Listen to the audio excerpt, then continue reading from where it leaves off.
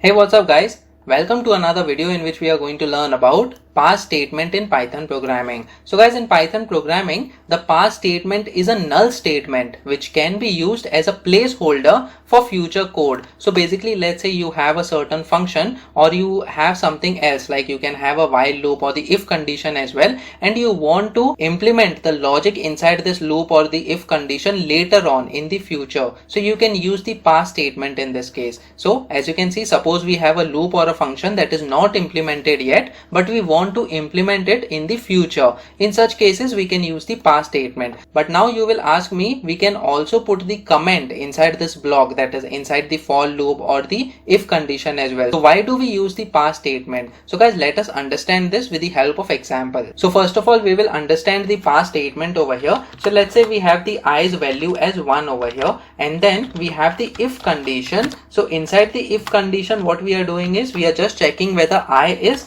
less than or equal to 10, and then we have a colon, and let's say we have the print statement over here, and then we say yes less than 10. So we put yes less than 10 over here, and then what we will do is we will have another print statement, and I will say outside if statement.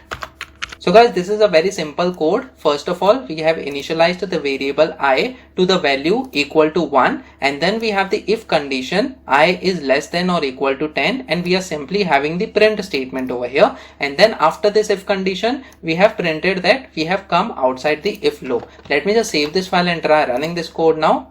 So it says yes less than 10, and it also says yes outside the if statement. Now let's say I have some plan in order to implement some logic over here, but I don't have the exact logic right now. So something else will be replacing this line of code over here. So let's say I simply put a comment and say that to be implemented in future.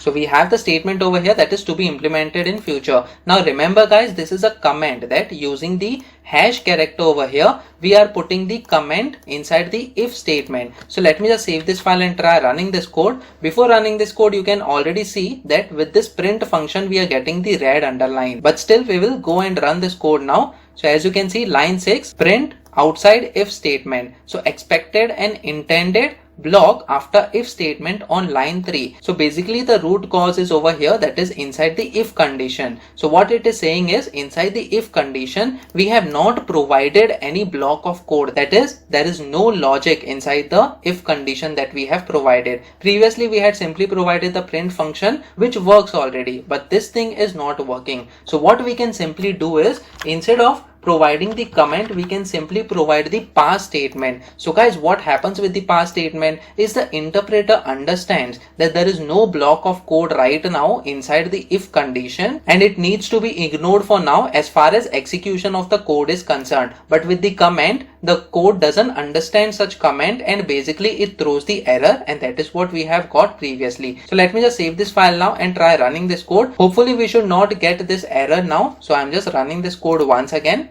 So as you can see, outside if statement is getting executed, and basically this pass statement has helped us in order to make the control flow understand that there is no logic that is being implemented inside this if condition for now, but in the future we will be implementing such logic, and for now you can just ignore it and pass to the upcoming lines of code over here. So guys, this is the main functionality of the pass statement. You can use it whenever you have the requirement of implementing some logic in the future inside the if condition or the for loop or while loop, or even in the defined functions as well, which we are going to see in the upcoming videos. So guys, that's it in this video. Please make sure that you like this video so that it reaches to more people, and subscribe to the channel so that you get the notifications on upcoming videos as well. The next video that we are going to talk about is functions in Python programming. So stay tuned.